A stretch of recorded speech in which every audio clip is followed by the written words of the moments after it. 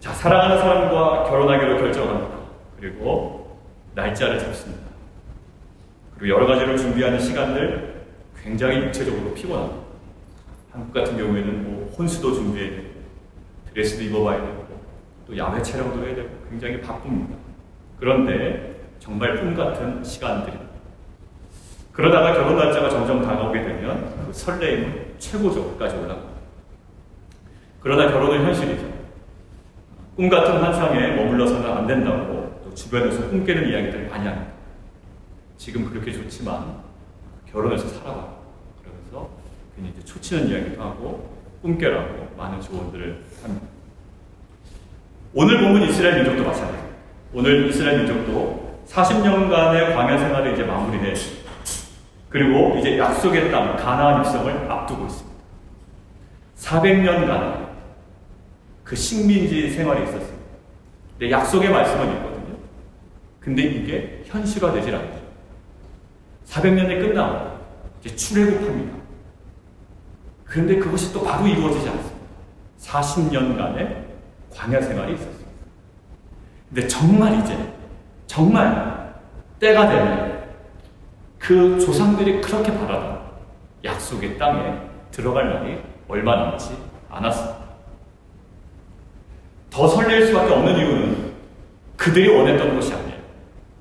그들의 원함이 아니라 하나님께서 조상들에게 맹세하신 약속하신 그 땅에 말씀대로 이제 들어가기 때문에 그 땅이 어떠한지도 모릅니다. 그 땅에 무엇이 준비되어 있는지도 그들은 실상 잘 모릅니다. 그러나 하나님께서 약속하신 땅이기에 더 설레이는 거예요. 말씀하신 대로 드디어 그 땅에 우리가 들어간다.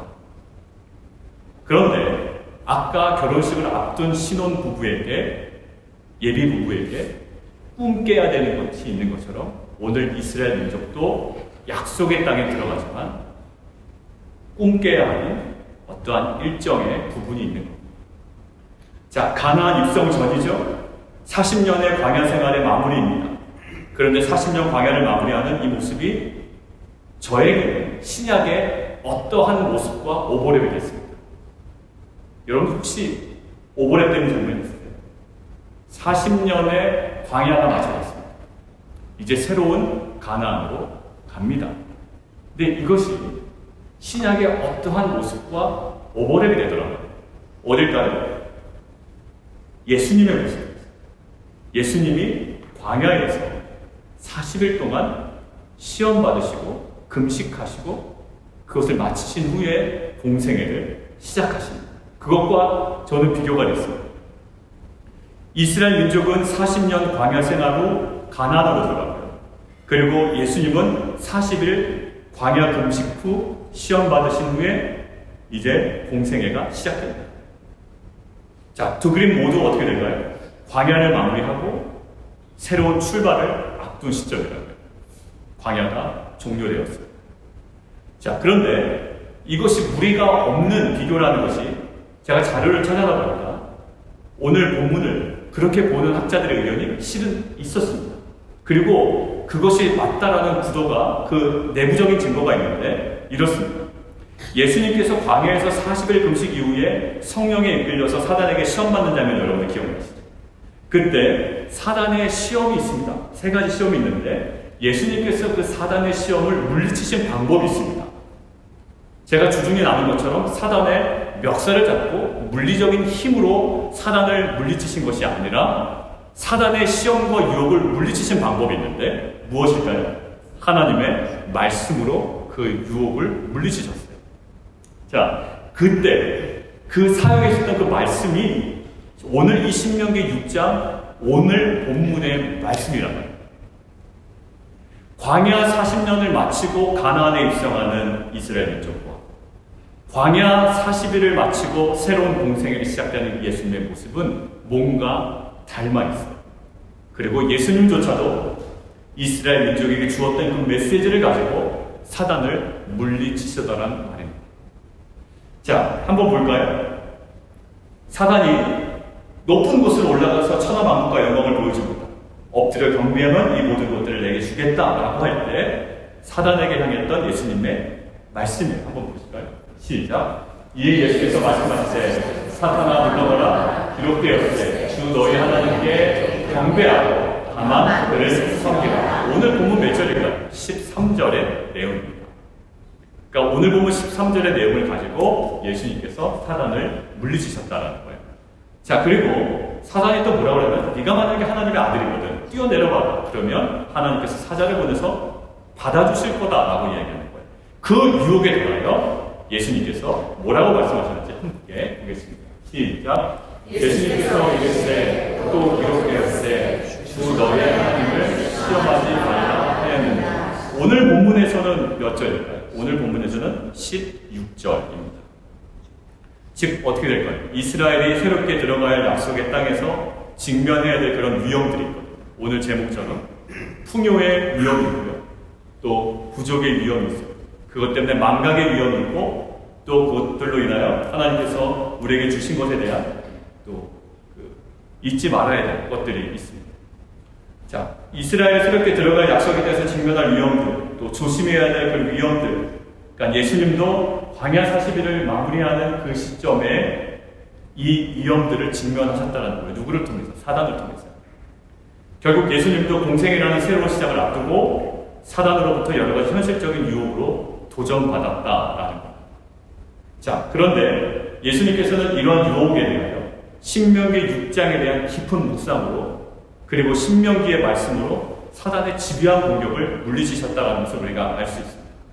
자, 그렇다면 언약 백성인 이스라엘 민족도 엄한 땅이 아니고 이상한 땅이 아니고 약속의 땅입니다. 하나님의 약속의 땅에 들어가서 직면해야 할 위험이 있었던 것처럼 약속의 땅에서도 직면해야 할 위험이 있었던 것처럼 그리고 하나님의 아들이시고 메시아이신 예수님도 공생의 시작 전에 말씀으로 물리쳐서야만 했던 그 사단의 집요한 공격이 있었다면 구원받은 우리 성도들에게도 이런 위험과 위기가 있다는 것은 부인할 수 없는 사실입니다. 그냥 우리가 쉽게 갈 수 있는 길은 아니에요. 자, 그래서 오늘 본문은 그 위험을 두 가지로 좀 나눠보기를 원합니다. 하나는 하나는 이거예요. 풍요 때문에 하나님을 망각할 위험입니다. 하나는 풍요 때문에 하나님을 망각할 위험입니다. 그리고 뒷부분 16절부터는요. 그 반대 부족함 때문에 하나님을 의심할 위험이 있습니다. 이 두 가지는요. 우리가 신앙생활할 때 항상 우리 안에 도전되는 위험이에요. 풍요로울 때는요. 하나님을 잊기 쉬워요. 때로 반대로 우리가 부족할 때는 하나님을 의심할 위험에 처합니다. 자, 풍요와 부족 이것은 우리에게 항상 늘상 떠나지 않는 환경입니다. 풍요 때문에 망각할 위험 그리고 부족 때문에 의심할 위험에서 그렇다면 성도의 모습은 어떠해야 하는지 오늘 본문을 통해서 함께 좀 나눠보도록 하겠습니다. 첫 번째 주제는 풍요의 메인 인생이 아니라 언약의 하나님께 메인 인생이 되라. 풍요의 메인 인생이 아니라 언약의 하나님께 메인 인생이 되라 라는 말씀입니다. 저는요 오늘 본문 10절에서 11절 그걸 한 달라고 이렇게 삼고요. 그 다음에 12절을 하나 이렇게 구분해서 보면 미묘한 차이를 제가 발견했습니다. 자, 10절과 11절 한번 눈으로 보시겠어요? 하나님께서 아브라함과 이삭과 야곱에게 약속하신 그 땅으로 들어가게 하셨답니다. 그죠? 근데 그들이 건축하지 않은 크고 아름다운 성, 그들이 채우지 아니한 아름다운 물건이 가득한 집, 파지 아니한 우물, 심지 아니한 포도원과 감람나무를 차지하게 하셔서 배부르게 하셨대요. 자, 하나님께서 어떻게 하셨다고요? 그들이 노력하지 않았는데 노력하지 않은 것들을 내가 너에게 허락했다라는 메시지. 자, 이런 배경을 가지고 자연스럽게 12절은 어느 식으로 가야 되냐면 이런 식으로 가야 돼요. 그러니까 너희가 노력하시는 건 내가 다 챙겨줬지 않니? 그러니까 너희가 그 모든 것들을 전적인 은혜로 풍요롭게 누릴 때에 너 이거 조심해야 돼. 이런 것들을 공짜로 허락하신 하나님을 잊지 말거라. 이렇게 가야 됩니다. 내가 이거 너희가 파지도 않았잖아. 너희가 세우지도 않았잖아. 너희가 심지도 않았잖아. 그런데 내가 너희에게 줬잖아. 그러니까 너희가 그 풍요로움을 누릴 때에 너희에게 이 모든 것들을 허락한 나 잊지 마. 이런 논리적으로 가야 하니 마땅합니다. 그런데 오늘 12절은 제가 예상한 논리와는 약간 다른 전개가 되고 있어요. 12절 함께 자막으로 함께 봉독하도록 하겠습니다. 그러니까 이런 느낌이에요. 같이 한번 읽어볼까요? 시작. 그 풍요의, 제가 일부러 넣은 거니까 읽으셔야죠.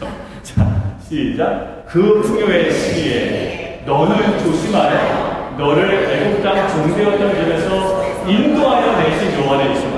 자, 제가 12절 어떤 분위기로 가야 되는지 옳다고요? 내가 이 모든 것들을 챙겨주었다는 거 잊지 마라. 모든 것들을 챙겨준 하나님 나 잊지 말아라. 이렇게 가지 않으시고 어떤 메시지예요? 너를 애국 땅 종되었던 집에서 인도하여 내신 하나님을 기억하라. 지금 뭔가 10절과 11절 그리고 12절과 이렇게 맞지가 않아요. 모든 것들을 공짜로 주신 하나님을 잊지 말아라 라는 메시지가 아니에요. 내가 줬으니 항상 내가 준 것을 잊지 말아라 라고 생색내시는 것도 아니에요. 풍요의 시기, 이스라엘 민족의 시선을 어디로 지금 돌리실까요? 모든 것들을 다 누리고 있는 이스라엘 민족의 시선을 지금 어디로 돌리길 원하시는 거예요? 풍요의 시기. 애굽에 종살이하던 지점으로 그들의 기억을 돌리기를 원하시는 거예요. 어떤 시기에? 풍요의 시기. 야, 내가 다 챙겨줬으니 나 잊지 마. 챙겨준 나 잊으면 안 돼. 라는 것이 아니라 네가 풍요의 시기에 뭘 기억해라? 애굽에 종되었던 그곳에서 인도하여 낸 나를 잊지 마. 자, 그렇다면 왜 풍요의 이 시기에 애굽에서 인도하여 내신 하나님을 중요하게 생각해야 돼요? 그냥 챙겨주신 하나님만 기억하면 되지 왜 애굽에서 인도하여 내신 하나님을 기억해야 할까? 이것이 왜 중요할까요? 창세기 46장 3절에서 4절에 야곱이 애굽으로 내려가기를 굉장히 주저주저합니다. 왜냐하면 할아버지 아브라함 기근이 있으니까 하나님께 묻지 아니하고 애굽으로 낼름 내려갑니다. 아주 현실적인 선택이었어요. 왜냐하면 그것이 본인들이 살 길이라 생각했던 거예요.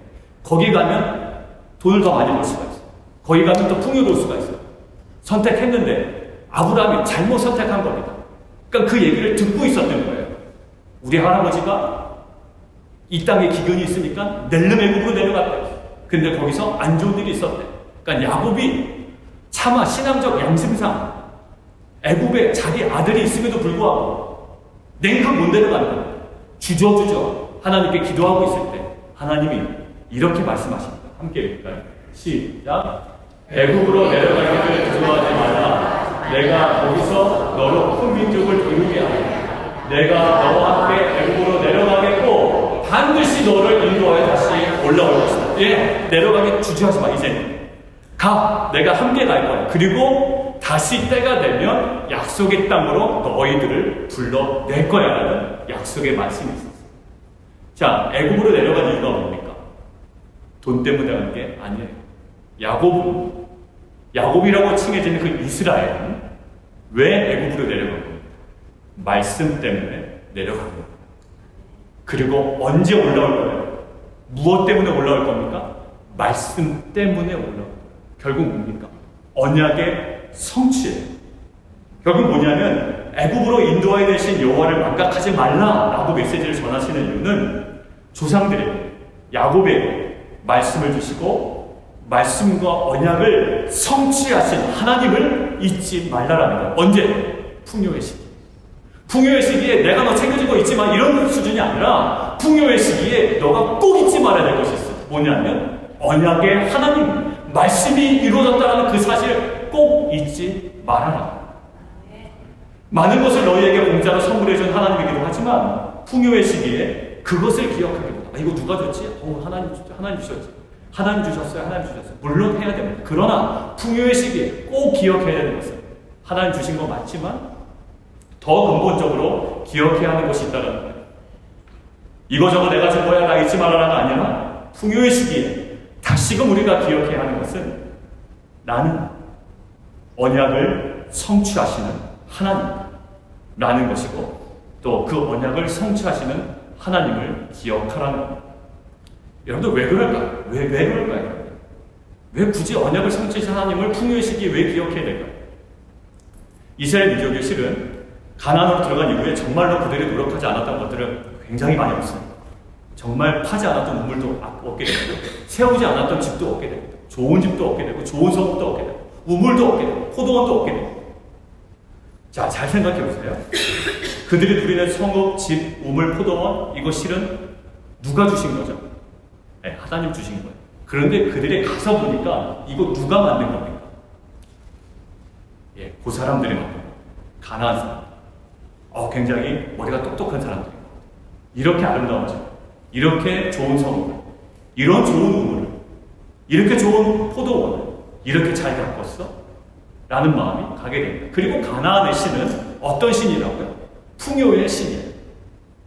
마음이 풍요에 가다 보면 이것이 하나님의 전쟁에서 승리하게 하셔서 결국 은혜로 주셨지만 결국 그들이 일군 거거든요. 눈으로 보기에는. 가나안 땅에서 가나안 7족이 나름대로 성공한 거예요.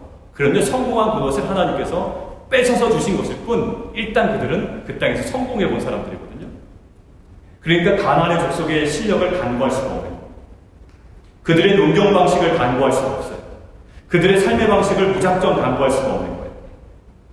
가나안 우상은 뭐라고요? 풍요의 신입니다. 그들의 신의 성격상 이러한 좋은 성읍과 집과 우물과 포도원이 가능하지 않았을까라는 생각이 듭니다. 자, 그러다 보면 어떻게 될까요? 농사를 지어본 경험이 없는 이스라엘 민족입니다. 가나안 땅에 가서 농사를 지어요. 그런데 비가 내리지 않아요. 근데 누구에게 갈까요? 농사에서 성공해본 사람한테 가는 거예요. 야, 이럴 땐 어떻게 하냐? 라고 물어보니까 이때는 이런 방식으로 제사를 드리면 하늘에서 비가 내리더라고요. 그러니까 제사를 지내요. 근데 마침 또 비가 내려요. 자, 어느덧 어떻게 될까요? 하나님을 경외하기보다 가나안 족속들이 이루어놓은 성공의 방식을 점차 따라가더란 말입니다. 왜? 풍요에 집중하다 보니 무엇을 떠나고 언약을 이루어가시고 내가 지금 여기에 왜 있는지 말씀이 사라져버리게 되면 어느덧 풍요에 익숙해지게 되더라고요. 여러분, 우리 크리스찬들도 마찬가지입니다. 여러분들 왜 교회를 나옵니까? 라고 할 때 성공하기 위해서라고 만약에 이야기한다면 세상에서 성공하려고 하는데 이런 거예요. 여러분들 교회, 기독교를 선택한다는 것은 내가 원하는 성공을 이루기 위해요. 세상 방식을 선택할 것인가 아니면 하나님을 선택할 것인가라는 방법론적인 선택이 아닙니다. 내가 세상에서 좀 잘 나가고 싶은데 세상 방식을 따라다니 너무 속물 같고 하나님 방식을 따라서 성공해 보겠다라는 방법론을 선택하는 것이라면 그것은 기독교가 아니라는 거예요. 기독교는 방법을 선택하는 것이 아니라 우리의 인생의 전존재의 목적을 완전히 변화시키는 겁니다. 내가 세상의 성공이 목적이었다면 그것이 아니다라고 내 전존재가 변하는 것이 복음이다. 근데 복음을 내가 세상에서 성공하기 위하여 세상 방법 따라가기는 좀 속물 같고 하나님 열심히 믿어서 성공하고자 하는 방법론으로만 생각한다면 이것이 세속적인 것이요 기복시다. 그래서 하나님께서 말씀하시는 거예요. 13절 함께 읽습니다. 13절 우리 성경자 보고요. 13절 시작. 내 하나님 여호와를 경외하며 그를 섬기며 그의 이름으로 맹세할 것이니라. 예, 그래서 하나님께서 여호와를 경외하며 섬기라고 합니다. 맹세한다는 것은 우리가 누구 이름으로 맹세한다 그러면 그분의 권위를 제일 높이는 거죠. 내가 저희 아들 이름으로 맹세하지는 않습니다. 그죠? 저희 아들보다는 최소한 권위가 더 있는 사람 이름으로 맹세하더라도 맹세할 것 아닙니까? 최소한 저희 부모님 이름 걸고 맹세를 하겠죠. 그게 무슨 말이죠? 맹세한다는 것은 그분의 권위를 최고로 높인다는 말이에요. 결국 뭐라고요? 이 경외한다는 것은 여호와를 경외하는 것에 맹세한다는 것은 여호와를 경외하는 것의 구체적인 하나의 사례예요. 그러니까 여호와를 경외하고 그를 섬긴다. 예수님이 사단의 시험을 이기실 때 사용하시던 말씀이라고 했죠. 이 말씀이 어떤 시험이었을까요? 그러면서 한번 되돌아봅시다.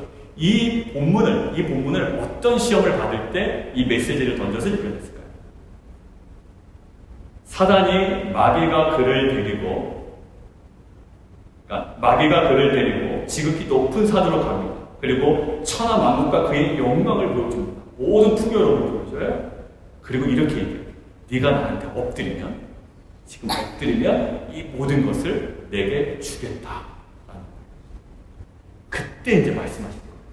사탄아 물러가라. 기록되었을 때 주 너의 하나님께 경배하고 다만 그를 섬기라. 이때 이야기하는 거예요. 어떤 유혹을 이기는 힘이었습니까? 이 말씀이 천하만국의 풍요로움 그 영광을 얻기 위하여 경배의 대상을 좀 바꿔보라는 유혹이었어요. 풍요가 강한 동기가 되는 거예요. 돈이 많아지고 풍요로워지고 이것이 강한 동기가 되는 거예요. 그것이 이유가 되는 겁니다. 근거가 되는 거예요.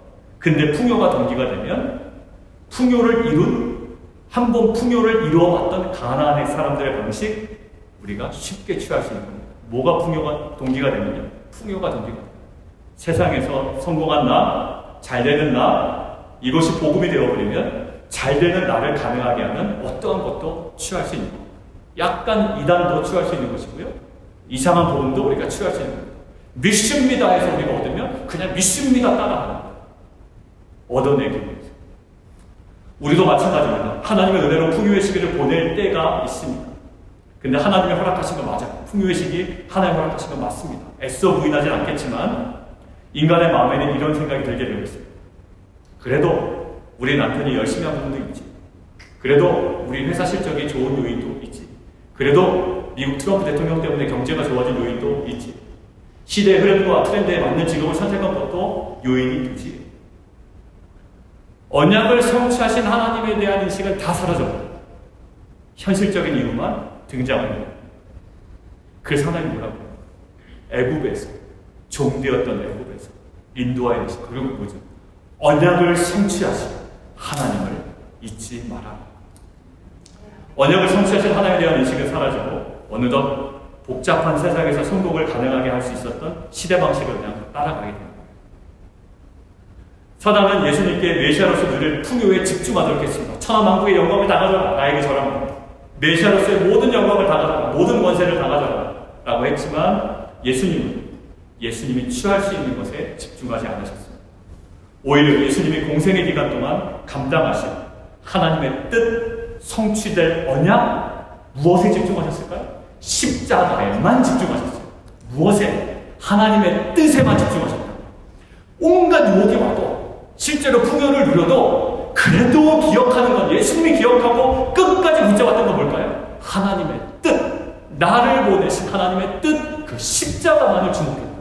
그래서 오늘 이스라엘 민족에게 풍요 시대를 살아갈 때 무엇 기억하라? 하나님의 뜻, 언약이 성취되었던 것, 그리고 언약을 성취하시는 하나님을 기억하라. 오늘 우리에게 말씀하십니다. 성공한 것에 집중하지 말라. 성공할 때, 풍요로울 때 성공과 풍요에 집중하는 것이 아니라 언약을 성취하신 하나님을 더 집중하라는 겁니다. 예수님께서 풍요에서 또 다른 풍요를 향해 가셨다면, 예수님께서 만약에 권세가 많으신 분이기에 풍요에서 풍요로 가셨다면, 권세에서 권세로 가셨다면 아마도 예수님이 가셔야만 했던, 이루셔야만 했던 언약의 성취, 그 십자가는 감당하지 못하셨을 거예요. 왜? 권세에서 권세, 풍요에서 풍요로 가는 길에는 십자가가 없기 때문에. 십자가는 풍요의 정반대 지점이 있기 때문에. 저는 원합니다. 우리는 이 땅에서 풍요에서 풍요로 가는 자들이 아니라 하나님의 뜻에서 십자가로 나아가는 자들임을 믿습니다.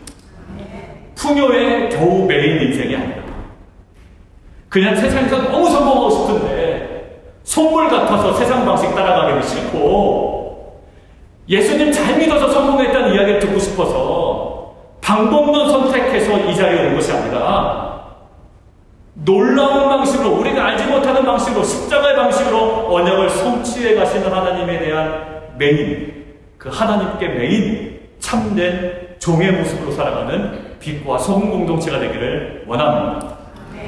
두 번째는 이겁니다. 두 번째는 부족의 시기에, 아까 첫 번째는 풍요의 시기였고, 두 번째는 부족의 시기에 오직 순종으로 부활을 경험하는 기회로 삼습니다.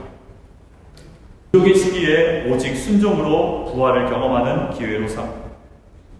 오늘 보면 16절 한번 보시겠어요? 16절에 보면 지역 이름이 하나 나옵니다. 뭐가 나올까요? 마사. 이 마사에서 벌어진 사건이 도대체 무슨 사건이길래 오늘 이 사건을 다시금 들춰내서 얘기하실까요? 그것이 출애굽기 17장에 나와 있습니다. 출애굽해서 광야를 지나는 중에 아직 시내산 가기 전입니다. 시내산 가기 전인데 물이 없는 겁니다. 물이 없어요. 그래서 물이 없어서 뭔가 이렇게 모세와 이 백성 간에 뭔가 트러블이 벌어진 겁니다. 같이 한번 읽으실까요? 시작. 이스라엘 자손의 보호해주기 여호와의 명령대로 신광야에 서나 그 노정대로 행하여 느비들의 장막을 쳤으나 백성이 마실 물이 없는지라.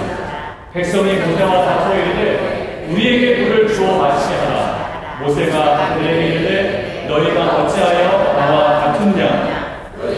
어찌하여 여호와를 시험하느냐? 거기서 백성이 목이 말라 물을 찾으매 그들이 모세에게 대하여 원망하여 이르되 당신이 어찌하여 우리를 애굽에서 인도해 내어서 우리와 우리 자녀와 우리 가축이 목말라 죽게 하였느냐? 아주 뒷글을 끝내주세요. 보세요. 부족 상황입니다. 부족 상황. 아주 심각한 부족입니다. 물 부족은 굉장히 심각해요. 원망하고 심지어 어디까지 가냐면 가슴 아픈 것은 애굽에서 나온 일들을 후회하고 원망하고 있습니다. 여러분들 애굽에서 인도하여 되신 하나님을 강조하셨잖아요. 그것은 뭐라고요? 언약이 성취된 것을 강조하신 거예요. 근데 애굽에서 나온 일들을 원망하고 있다. 지금 무엇을 부정하는 거예요? 결국 언약을 건드리는 지점까지 갑니다. 건드리지 말아야 돼요. 근데 언약까지 건드려요. 받은 말씀도 건드리고 말씀이 성취된 그 사건까지도 지금 마구마구 건드리고 있습니다. 흠집내고 있는. 애굽에서 인도해 낸 것은 하나님이시고 애굽에서 나오게 된 것은 우연히 나오게 된 것이 아니라 분명히 언약이 성취된 거예요. 애굽에서 나오게 된 것은 언약이 성취된 겁니다. 그런데 그들은 직면한 부족 때문에 무엇을 부정합니까? 언약을 부정하고요. 출애굽을 가능하게 하는 언약을 부정하고 결국 어디로 돌아갔나요? 다시 애굽으로 돌아갑니다. 애굽에서 나오게 한 것이 언약인데 그 언약을 부정하고 다시 애굽으로 간다. 여러분들 마사에서 이스라엘이 하나님을 시험하는 것의 본질이 무엇일까요? 지금 이것을 하나님을 시험했다라고 하는 거거든요. 근데 하나님을 시험한 이 사건의 본질이 무엇일까요? 7절에 나와 있어요. 같이 한번 읽으실까요? 이 사건의 본질이에요. 시작. 그가 그곳 이름을 마사 또는 무리바라고 하였으니 이는 이스라엘 백성이 다투었으며 또는 그들이 여호와를 시험하여 이르기를 여호와께서 우리 중에 계신가 안 계신가 하였습니다. 오늘 두 번째 위험이 뭐라고 했죠? 제목이 의심의 위험이었습니다. 의심의 위험. 계신가 안 계신가? 근데 어디? 아예 안 계신 게 아니라 지금 우리 중에 계신가 안 계신가? 지금 우리 중에 계시지 않는 것 같아요. 지금 그분이 일하지 않으시는 것 같아요. 대부분이 이렇게 얘기합니다. 하나님 일하지 않으셔. 언제? 너무나 답답할 때. 기도 응답이 안 될 때 우리가 보통 이렇게 얘기하죠. 하나님 지금 일하지 않으시는 것 같아요. 지금 우리와 함께 계시지 않는 것 같아요. 부족한 내 삶의 변화가 없는 걸 보니 하나님이 지금 우리와 함께하지 않으신다. 일하지 않으신다. 우리로 얘기하면 하나님 지금 우리를 향하여 헌신하지 않으신다라는 이야기. 그에 대하여 지금 뭐라고 그러죠? 오늘 선언하지 말라. 시험하지 말라라는 선언이 있습니다. 근데 이 구절이 시험하지 말라라는 구절이 오늘 보면 나오는 것이 예수님이 사단에게 시험 받으실 때에 인용한 말씀이라고 했죠. 자, 다시 돌아갑니다. 어떤 상황이었을까요? 어떤 상황이었을까요? 이런 상황입니다. 사단이 이르되 만일 하나님의 아들이거든 네가 너가 하나님의 아들이야? 그러면 뛰어내라. 조건이 있죠. 너 하나님의 아들이야? 한번 뛰어내라. 좀 유치하게 해요. 사단이 원래 유치하게 해요. 그러니까 초딩생 수준으로 얘기하고 너 하나님의 아들이야? 뛰어내라. 그럼 하나님이 사람 보내서 사자 보내서 잡아주시겠네. 뭐 이런 느낌이에요. 그때 하나님께서 예수님께서 말씀하십니다. 이 자막이 있나요? 4장 7절? 없죠. 네, 제가 읽을게요. 예수께서 이르시되 또 기록되었을 때 주 너의 하나님을 시험하지 말라. 뛰어내려봐. 하나님의 아들이면 뛰어내려봐. 그러면 살려줄걸? 근데 주 너의 하나님을 시험하지 말라. 이 구절을 가지고 인용하는 거예요. 신명기 구절이죠. 자, 점검해 보겠습니다. 사단의 유혹에서, 사단의 시험에서 잘못된 부분이 무엇이었을까요? 유치한 부분이 무엇이었을까요? 하나님의 아들이어든 뛰어내려. 그럼 이렇게 되는 거예요. 사단의 논리상으로 가보면 굉장히 유치한 지점까지 가는데, 뛰어내리는 너를 천사들이 지켜주면 하나님의 아들이고, 만약에 못 지켜주면 너 하나님의 아들 아니야 하고 이제 얼레리 꼴레리 하려고 해요. 만약에 하나님 이렇게 딱 와서 누가 받쳐주면 너 그래 하나님의 아들 인정. 근데 만약에 뛰어내렸는데 그냥 네가 푹사 땅에 주저앉게 되면 넌 하나님의 아들 아니야. 자, 그런데 갑자기요, 마가복음이 생각이 났어요. 마가복음 우리 계속 묵상했었잖아요, 작년 연말에. 예수님이 자신이 하나님의 아들임을 증명하는 방법이 있었습니다. 이게 갑자기 대비가 되는 거예요. 사단은 어떤 식으로 증명하라고요? 너 뛰어내려. 누가 받쳐주면 너 하나님의 아들이야. 근데 예수님은 자신이 하나님의 아들임을 이런 식으로 증명하셨다고. 마가복음 15장 37절. 자, 여러분들 하나의 그림을 가지고 계세요? 사단은 네가 하나님의 아들인 것을 어떻게 증명하라고요? 뛰어내림으로 증명하라고요. 뛰어내려서 기적 벌어지면 하나님의 아들인 거예요. 뛰어내려서 기적 벌어지면 하나님의 아들로 인정해 준다라는 건데, 예수님은 자신이 하나님의 아들인 것을 어떠한 식으로 증명해 내셨는가, 이 부분이 생각이 됐습니다. 37절부터 39절까지 같이 한번 읽습니다. 시작. 예수께서 큰 소리를 지르시고 숨지시니라. 이에 손소비장이 위로부터 아래까지 찢겨져 불이 되니라. 예수를 향하여 섰던 백부장이 그렇게 숨지심을 보고 이르되, 이 사람은 진실로 하나님의 아들이었도다 하더라. 예, 여기서 완전히 극명됩니다. 하나님의 아들임을 증명하는 방법은 결국 무엇일까요? 예수님께서 사용하신 방법은 십자가의 죽음이었습니다. 그런데 사단은 뛰어내린 예수를 구해주는 모습으로 하나님의 아들임을 증명해보라라고 강요해요. 그런데 예수님의 십자가의 죽음으로 하나님의 아들임을 주님은 증거하십니다. 자, 십자가 죽음으로 흥행하는 예수님은 세상의 풍요와는 거리가 아주 먼 분이었습니다. 절대적 부족이고요, 단절이고요, 고난을 경험하고 있었던 겁니다. 부족도 이런 부족이 없어요. 자신을 따르던 자가 다 배신하고 아주 단절, 부족, 고난을 경험하고 있습니다. 그에 대한 모습이 오늘 읽었던 마가복음 요 앞절에 기록되고 있는데 29절 한번 보시겠습니까? 29절. 지나가는 자들은 자기 머리를 흔들며 예수를 모욕하이르되, 아, 성전을 얼고 사활에 짖는 자는 자야. 막 조롱하고. 근데 네가 한번 너를 구원하여 십자가에서 내려와봐. 어떻게 하는 거죠? 사단의 유혹과 똑같아. 뛰어내려봐라. 그러면 내가 너 하나님의 아들인 거 알 수 있을 것 같아. 너 한번 내려와봐라. 그와 같이 대제사장들도 서기관들과 함께 희롱하며 서로 말하되, 그가 남은 구원하였으되 자기는 구원할 수 없다. 이스라엘 왕 그리스도가 지금 십자가에서 내려와봐라. 우리 보고 믿게 해봐라. 하며 함께 십자가에 못 박힌 자들도 예수를 욕하더라. 이러한 절대적인 부족과 단절과 궁핍과 고난에 대한 예수님의 방법은 무엇이었을까요? 그 십자가의 그 부족에 대한 의심을 적고요, 그 십자가라고 하는 하나님의 뜻에 순종해 나가는 것이었어요.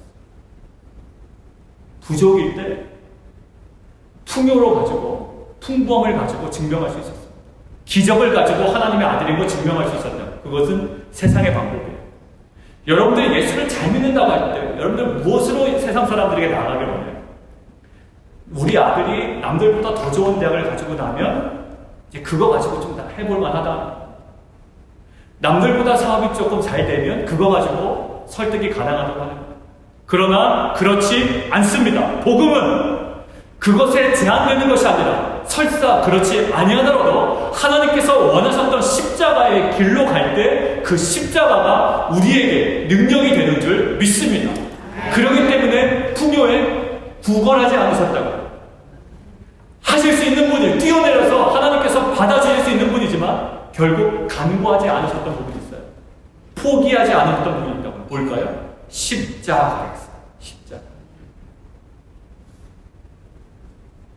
세상에 가장 저주스럽게 여기고 수치스럽게 여기고 하나님이 일하지 않으신다라는 비아냥이 쏟아지고 있는 그 부족의 지점, 그 십자가의 지점, 거기서 하나님의 구원의 역사는 시작됐습니다. 야, 너 왜 그런 결정을 내냐? 왜 더 어렵게 가? 왜 힘들게 가? 뻔하니 이게 더 좋은데 뭐야 도대체? 더 좋게 나와 내가 믿을게. 그러나 절대 포기할 수 없습니다. 왜? 예수님께서 우리를 구원하신 방법이 십자가예요. 물론 사람들이 원하는 방식대로 내가 사라질 수 있습니다. 근데 조건이 있어요. 하나님 뜻에 맞다는. 그러나 하나님 뜻에 맞지 않다면 우리는 십자가를 선택하렵니다. 그리고 뛰어내리는 것 하지 않으렵니다. 십자가에서 못 뽑고 내려오는 기적을 그들에게 당당하게 보여줄 수 있지만 그저 못 박히렵니다. 이것이 하나님께서 우리에게 주신 은혜요, 그것이 능력인 줄 믿습니다. 여러분은 약속의 땅에서 부족을 많이 경험하시죠? 예. 신앙생활 잘 했는데 비즈니스 잘 안 되는데 직장도 어렵습니다. 직장에서 잘리기 전입니다. 이런 부족을 경험할 때도 있고요. 굳이 재정적인 문제가 아니다. 자녀가 더 어려워졌습니다. 자녀가 말을 안 듣습니다. 관계가 더 어려워졌습니다. 여러 가지 부족을 경험합니다. 그런데 우리는 언약 백성이거든요. 근데 왜 부족을 경험할까? 근데 사랑하는 성도 여러분, 우리가 정말 신앙이면 정말 그 순수한 복음을 믿는 신앙이면 그 부족을 해결하려고 애쓰기도 하고 사람들이 원하는 대로 그냥 뛰어내리려고 애쓰기도 하고 이 사람들이 대제사장들이 원하는 대로 십자가에서 못을 뽑고 내려오기를 애쓰기보다 더욱 하나님의 말씀, 언약에 집중하는 공동체 되기를 원합니다. 그리고 그 언약에 집중하고 순종하고 오히려 그대로 결정해서 조롱을 당해도 침뱉음을 당해도 무시를 당해도 사람들이 인정하지 않아도 결국 하나님은 그 부족을 통해서 이루시는 놀라운 일을 행하시는 분이 우리의 하나님이신 줄 믿습니다. 부족을 두려워하지 마시기 바랍니다. 예수님도 그 부족을 능히 감당해내셨고 그 철저한 부족, 수치와 절망이었던 십자가를 통해서 하나님은 놀라운 부활과 구원의 역사를 허락하신 줄 믿습니다. 우리가 궁핍에 처할지, 우리가 풍부에 처할지 성경은 이렇게 얘기합니다. 참을 있습니다. 시작. 나는 비천에 처할 줄도 알고 풍부에 처할 줄도 알아. 모든 일, 곧 배부름과 배고픔과 풍부와 궁핍에 처할 줄 아는 일체의 비결을 배웁니다. 내게 능력 주시는 자 안에서 내가 모든 것들을 할 수 있다. 할 수 있다는 말은 모든 것들을 내가 다 할 수 있다는 게 아니라 결국 그 의미는 내가 능력 주신 자 안에서 그 모든 것들을 감당해낼 수 있다. 풍부하든 궁핍하든 그 어느 것에 속박되지 않고 종속되지 아니하고 그 모든 것들을 뛰어넘어 어떤 상황이든 감당해낼 수 있다는 것이 복음의 능력입니다. 예수님도 부족을 해결하려고 애쓰지 않았어요. 그들이 원하는 대로 맞춰주지 않았다고요. 결국 십자가라는 부족과 수치를 벗어나려고 애쓰지 않았어요. 오히려 피하지 않으시고 오직 하나님의 뜻에만 순종하여 그 십자가를 감당해내셨습니다. 이렇게 해야지 그냥 편하지. 아니에요. 십자가 감당해내셨습니다. 그러나 그 십자가는 결국 부활과 구원의 능력이 된 줄 믿습니다. 이것이 우리의 풍부의 상황 가운데 하나님을 잊을 수 있는 위험, 그리고 부족의 상황에 하나님을 의심할 수 있는 위험에서 우리를 지키는 우리 모든 성도들의 능력임을 믿습니다. 우리 함께 좀 찬양이 드려야 됩니다.